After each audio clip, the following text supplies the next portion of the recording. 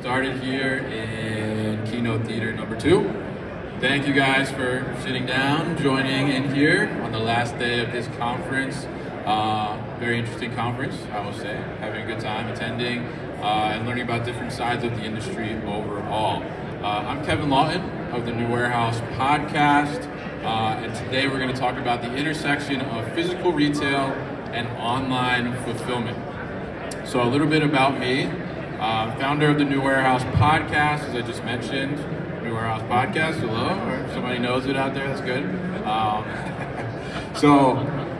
Warehouse podcast, all about warehousing. You guessed it, very good, all right? So we talk about anything and everything regarding the warehouse. Where does that passion come for me? Well, I've spent 13 years in distribution and fulfillment in various different roles, dealing with warehouse operations from inventory control, quality assurance, fulfillment, all different aspects. The podcast came from that passion of just wanting to learn more. So I love to teach, love to bring awareness to the industry, and I love to talk about these different things. I'm also an adjunct professor in supply chain at Rider University, where I teach about supply chain topics, mostly management information systems, and also introduction to supply chain as well. So very passionate about that, and I love to talk about warehouses. I like to say that warehouses are sexy, actually. I don't know, maybe I can convince some of you. We'll talk later. But today we're going to talk about the intersection of physical retail and online fulfillment. As we look at physical retail, we're referring to stores, which we go into, we walk into, and we do our shopping in there, right? Brick and mortar is another term for it.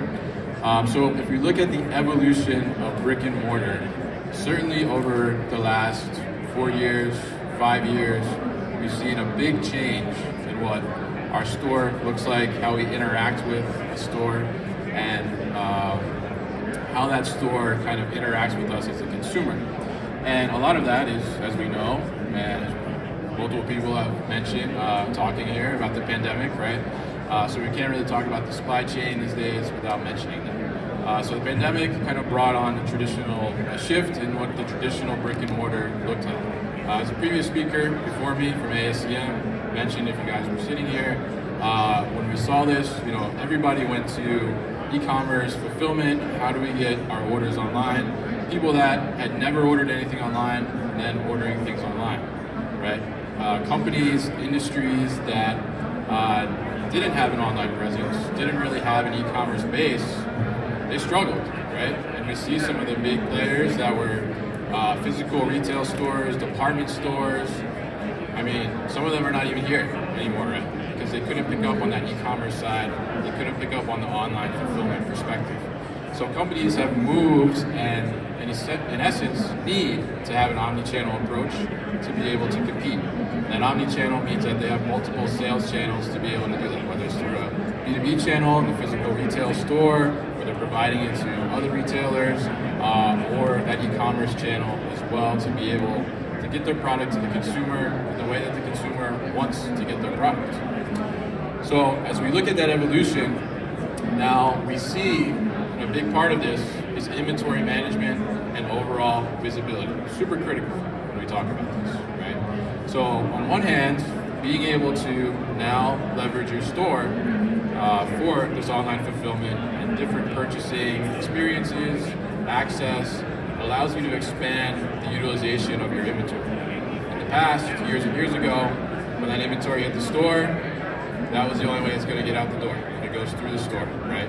Or it's going to die. Now, we're able to have visibility into that inventory from an online perspective, in-person perspective. We're able to have more flexibility there, which we'll talk more about.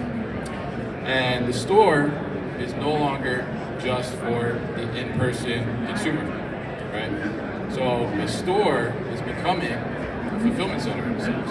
We're going to talk about that today. But if you think about the different ways that you're going to do that and how you interact with the store, if you're not always going and shopping there, sometimes you're going there and picking up, right? So if we look at the different ways for today's discussion, we're going to talk about the different types of fulfillment involving retail stores, pros and cons of fulfilling from retail stores, and also technologies helping to make this fulfillment from the retail store better. So if we look at the different types of fulfillment from store, right? So I mentioned that physical store is no longer just for the in-person shopper, right? So what do I mean by that? Well, traditionally, you walk into a store, you look around, maybe you know what you want, maybe you don't know what you want, you're browsing, and then you make a purchase decision, or maybe you don't. Maybe you just walk out, you don't like what they have, right? Or they don't have your size, whatever the case may be. But now, we're seeing that the store is being leveraged, right? So you're able to engage with that store before you even walk in the door, right? So you're going through an app, you're going through a website, you're looking to see what's available at the store, right? So, for example, I needed a printer on kind of an urgent necessity, and I went online to see which staples in my area had it in stock. I knew which one had it, right? So I was able to go pick it up physically from there because they were able to see that ahead of time. Instead of having to go to the Staples, then they don't have the printer I need, now I have to go to another one, ask them, can they call the store, right? So I think we remember those days, maybe. So now you're able to buy online, pick up in store, or BOPIS, as people call it, right? So we're able to order through those apps, we're able to order online, and we're able to select that we want to pick it up from a store that's closest to us, right? So it gives us additional flexibility. We may be able to get it from the store sooner than if we were to order it online, right? And we also know that, hey, that's in stock, right? I know that product that I need is there, so I can go get it. And I can skip the checkout line, I don't have to wait in line, right? So from a consumer perspective, it's good, right? Then we have curbside pickup, which is similar to as well, buy online, pick up in store, except we don't have to walk into the store. Right? So if you look at Target, for example, you can pull up, park, open your trunk, and they're going to walk right out. They're going to put the product in your car. Right? Pretty easy. So you're able to do these different types of fulfillment now from the physical store itself, right? And then we also have fulfillment by gig workers, additionally. So we have our DoorDash, our Uber, Instacart, right? Where they're doing the shopping for you, and then they're bringing the product to you, right? Probably most convenient, fastest way to get product, I would say, by leveraging those gig workers to do the shopping for you. Now, we also have ship from store. So if we look at ship from store, we're talking about utilizing that inventory that's in the physical retail location and having it actually shipped, whether it's from USPS right there, I see across the way, or a different type of carrier, UPS, FedEx, and getting it delivered to you, right? So how does this work for the consumer? Well, the consumer may get something a little faster, right? Because typically, if you look at a physical retail location, that's going to be closer to the consumers, right? If we look at where are our retail stores versus where are distribution centers, typically your retail store is closer to that highly populated area, right? And an example of this would be, I was actually at another conference last week, and the VP of Last Mile for Target was speaking there, and I thought this was a pretty interesting fact. So for Target, 95% of their online orders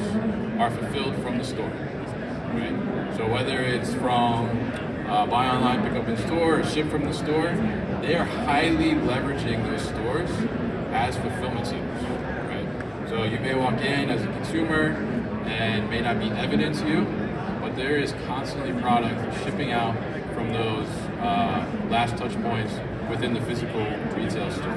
So I thought that was pretty interesting. And they're going all in on the store too, as well. He also said in the next decade, they'll add another 300 stores for Target, right? So they really believe in that, and I think it's great. I mean, I think you're able to be closer to the consumer, you're able to have flexibility on that side, and you're able to better handle inventory overall, because now, imagine in the past, you go online, well, there's no more inventory, it's out of stock online, right? But a store somewhere in Las Vegas has inventory, but the company doesn't have the capability to figure out how to connect those orders, right?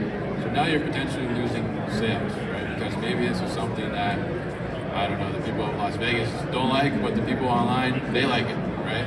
Now you're losing sales potentially. So when you're able to connect those and leverage that into fulfillment from your store, now you can get that product out there and you won't miss those sales. You can maximize those sales, potentially move that product faster and in multiple different ways.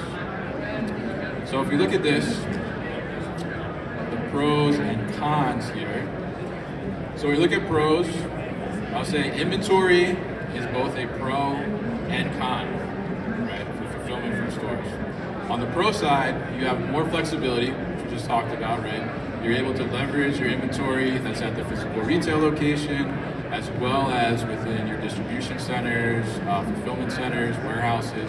So you're able to have more flexibility there and access to more inventory for your different sales channels, right? Additionally, on the con side for inventory management can become difficult at the retail level, right? We as consumers, we pick something up off the shelf, we look at it, we walk around with it, and then we realize, I don't need this, right? So I just put it on a random shelf, right? Now, if I'm the worker in the retail store, if I'm trying to find that product where it's supposed to be, it's not there, right? Within a fulfillment center, distribution center, we have a little more control over that inventory and a little bit more process because we don't have random people who don't necessarily care about the process moving products around, right? And this can happen a lot of times. I've had even the same instance I talked about the printer. I've had an instance where a store said they had 2 of an item left in stock, went to that store to pick it up, and they said, well, actually, we don't have it, right? So you have challenges there as well. So on the same regard, from an inventory perspective, where you can have that visibility for the consumer, you can also have that challenge for the consumer too, right? So you can imagine that I saw 2 left in stock, only store like within a 15-mile radius of me that has it. Okay, great, because I need it like today, can't wait for it. So went to it. Of course, when I went there, they told me they're out of stock. I'm disappointed, right? So pro, certainly flexibility, giving you more chance to access that inventory and leverage it. But con can be also a negative for the consumer, right? If your inventory practices are not sound. And the consumer is also throwing a wrench in it sometimes too. You know, even for kids pick up things and then you tell them at the register they can't have it. What happens to that? You just stick it there like where the candy is, right? And now that has to get restocked later and maybe it's the last one you had. Somebody ordered it online, can't find it, right? Big problem. Another pro is you're closer to the consumer, right? So there's a lot of discussion around fulfillment and distribution around the term micro fulfillment, right? When you look at micro fulfillment doesn't necessarily mean micro or tiny fulfillment center, right? It can in some regard. But when we look at micro fulfillment, a big underline and definition for micro fulfillment is to have your inventory closer to the consumer, right? So Amazon has made a huge push towards micro fulfillment, right? So they've abandoned a lot of buildings that they were going to go into in the last year or so that were those giant Amazon buildings in favor of more 150,000 square feet, which you may say is not too micro, right? But they're closer to the consumer, and that's why we're seeing Amazon now be able to have these same-day deliveries as well. So you can think of your physical retail store as sort of a micro fulfillment center as well, right? Especially if you already have these existing physical retail locations, they're most likely already in densely populated areas, they're closer to the consumer, and you can leverage them to get product to your consumer faster and in a more convenient way, right? So you're closer, which allows you to have better flexibility. And that consumer flexibility is huge, right? So if you look at the consumer themselves, we want options, right? I mean, we have the power, really, as a consumer. If we're a consumer, you know, we're the ones that have driven kind of the buying behavior and these options to happen, right? we want things faster, we want them right now, we want instant gratification. So if we're leveraging these physical retail locations to do buy online, pick up in store, curbside pickup, getting it delivered from an Instacart or an Uber, DoorDash, right? We have more flexibility.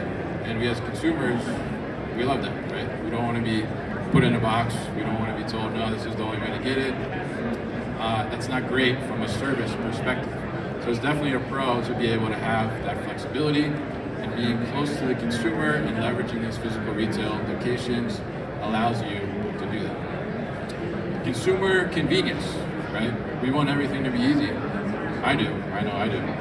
But it makes sense, right? We're able to have the perfect scenario, just like the flexibility for the consumer at that time, right? So maybe the consumer right now, they don't need something at the moment, so they're fine for it to be shipped. But maybe there's an emergency, I need something right now, I need it quick, buy online, pick up in the store, it's ready to go in an hour, I can get it, and I'm good, I needed it for tonight, everything is good, right? So that convenience is another way to leverage that physical retail store. Now on the con side, we talked about the inventory management piece, right? The inventory challenges there. Additional systems, right? So to be able to enable this and allow this to happen, you have to put systems in play. You have to be sound with your data. You have to get things integrated and implemented so they're communicating together, right? If you're leveraging like a DoorDash too as well, you need to be able to facilitate that. If you're leveraging buy online, pick up in store through your own app, you need to be able to support that and put that in place. Right? So we need to have those systems to be able to drive these things to happen, which obviously comes with an investment. Right? So we need to do that. Then we have changing of retail workers' tasks. Right? So if you think about the traditional retail worker, what do? They're in the store, they're communicating with customers if they have questions, they're at the cash register, maybe they're restocking shelves depending on what they're doing, right? But now we're taking them and we're essentially making them into fulfillment employees, right? They're doing work that you would do in a warehouse, maybe not as heavy lifting and things of that nature, but they're picking orders, right? They're packing orders, whether it's in a tote, a bag, or shipped from store in a box, whatever the case may be. But now they're doing these actions that are different than what a typical retail worker would be used to, right? So you're gonna have some change management issues there, some things that you need to navigate around that and be able to have them do that, right? They're also probably gonna have less downtime than typical retail, right?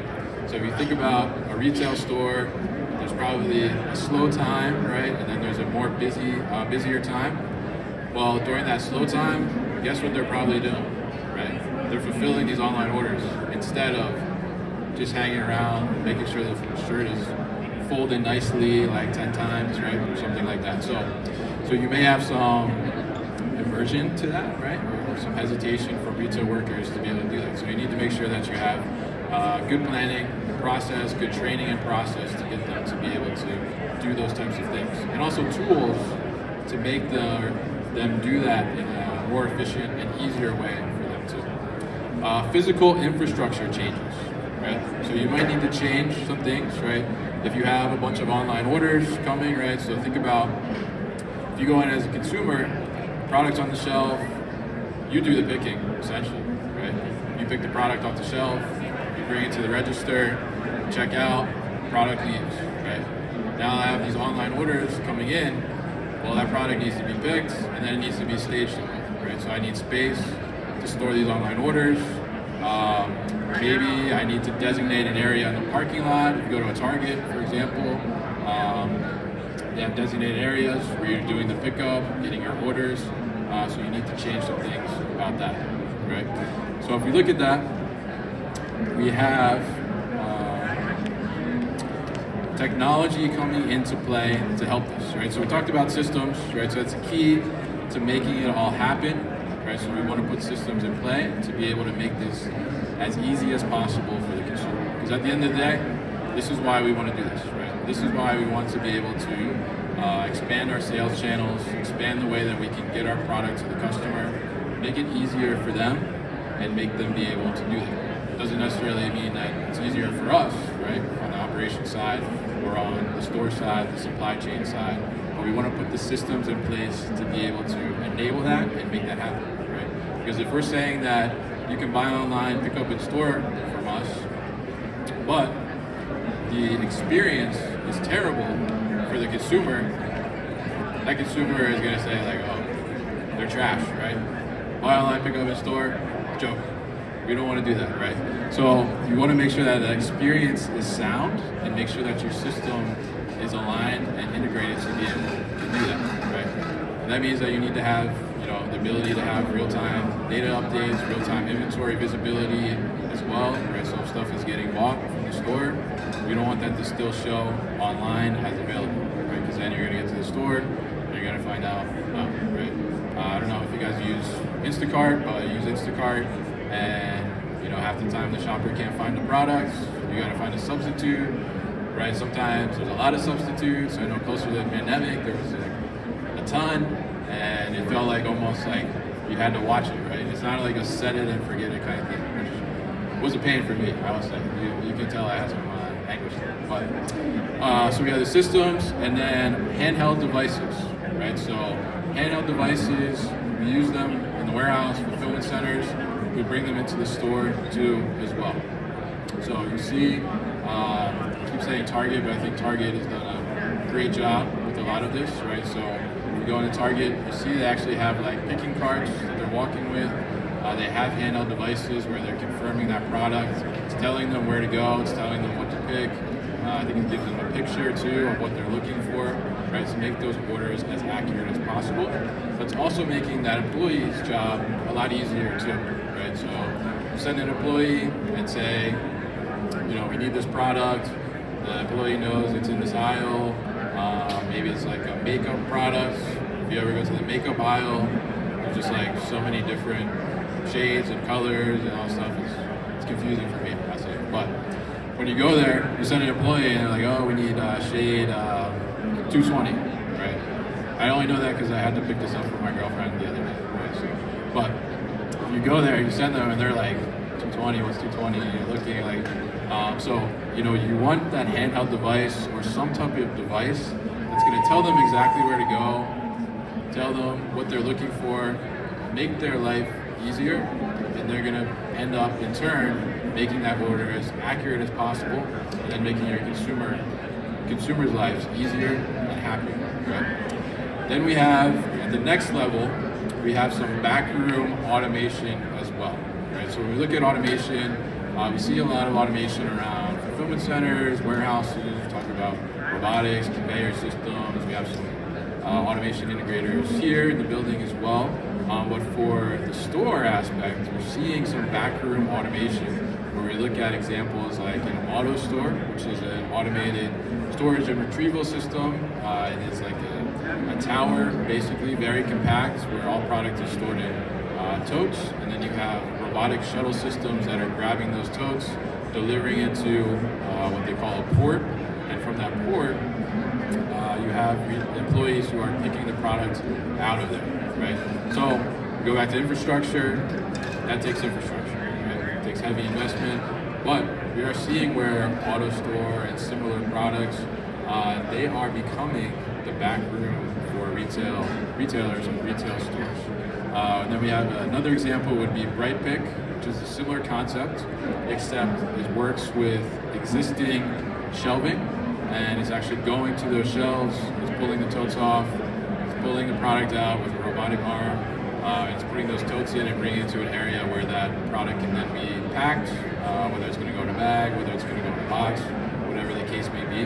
But we're seeing automation come to that backroom area, so you can further leverage a retail store to be able to fulfill those orders from whatever direction they want to be fulfilled from, right? So a lot of technology coming into play, and I think supply chain overall, we see technology is really the underlying thing, right? As we look at some of the disruptions we've gone through, some of the changes, the evolution overall, and technology is really what's going to help us to address some of those, right? And we as consumers, in my opinion, are the ones that's pushing that and pushing it, right? Our expectations are getting higher, and as the expectations get higher, we need to invest in that technology to be able to support and deliver upon those expectations. So, if we recap what we talked about today, we look at fulfillment options from the store. They vary, right? And rightfully so, because the consumer wants flexibility, the consumer wants optionality. So we need to have different variables of how we can deliver that product to the consumer.